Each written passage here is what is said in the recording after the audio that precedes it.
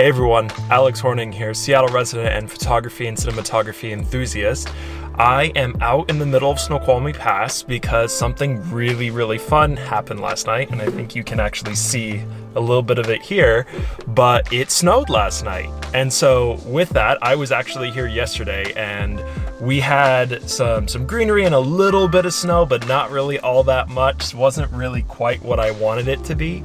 So after I saw that it snowed last night, I was like, you know, I got a free day today, might as well. So I grabbed the camera gear, packed it all up, and headed up into the mountains. I also figured it would be a great chance for me to test out S-Log2. I've actually been shooting in Cine 4 on my A7iii for quite a while, and with the amount of dynamic range needed when you're working in areas that have a lot of snow, because you're going to have a lot of highlights from the snow as well as the sky, and then you're going to have deep shadows in the mountain and the trees. I figured this would be a great chance to test it out. So I got up, grabbed the gimbal, I got a couple shots here at the top of the mountain, and I'm going to take them home, edit them, and let me know what you think. My first footage with S-Log3.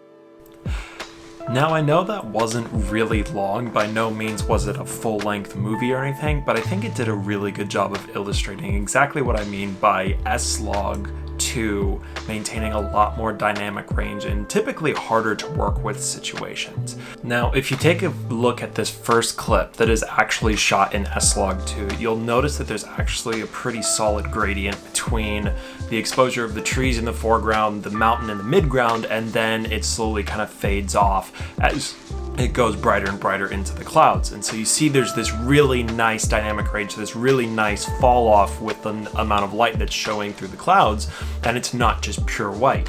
Now, the second clip that I'm showing here is actually a time-lapse clip, and it was super short. I probably should have stayed a little bit longer to get it to go for a little longer, so I could have used a bigger clip. But if you look at this shot, you'll see that in the time-lapse mode, which is S and Q on the Sony, that actually this isn't shot in S-Log2, and you can easily tell because the dynamic range is not nearly up to the level that you saw in the first clip. You can see the clouds are actually blown out pretty badly, and even though the mountain is a little underexposed, it's a little darker than I might want it to be, the clouds are also blown out, so you're not getting a good balance of dynamic range between the two levels of light that you see in this, namely the shadows of the mountain and then the highlights in the clouds. So this is one of the big reasons why S-Log2 would be a really good benefit and a really good thing to have on a camera that you can use.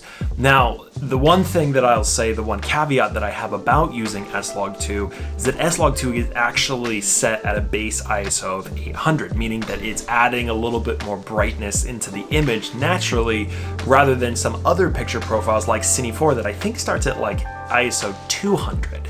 So what that means is that if you're in an incredibly bright scenario, you're going to need an ND filter in order to counteract all that extra light that's coming into your camera if you want to remain wide open in your aperture, creating a shallow depth of field, which is typically a more cinematic and pleasing to the eye look.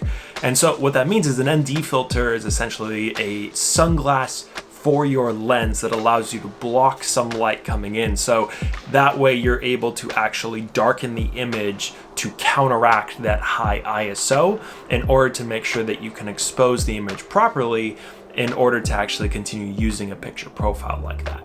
The next thing is I keep hearing that S-Log2 is actually maybe not the greatest profile for low light performance because it has a base ISO of 800. It actually gets a little noisier when it's underexposed, but I really don't have any experience with that. I'll probably test that out a little bit more here soon, but for now, I think this is actually a great start into using S-Log2. All the footage that you've seen here has actually been color corrected and color graded very, very lightly, not really a whole lot done, really just a couple tweaks to the S-curve, a little bit of saturation and contrast increase, but for the most part, really not a whole lot of intense color grading, like adding a lot of extra colors or making big shifts, really just bringing it from a flat picture profile, like you'll see here, into something that is a little bit more akin to what we would actually like to see in a final product. I hope this was enjoyable. I hope you enjoyed getting to see S-Log2. I hope you got to enjoy seeing a little bit of Washington and Snoqualmie Pass and the mountains, and especially after a fresh snow. I wish I would have been up there skiing as well. That would have been a great end to the day, but unfortunately there just wasn't a chance today. So I hope you all enjoyed that, and I'll see you in the next one.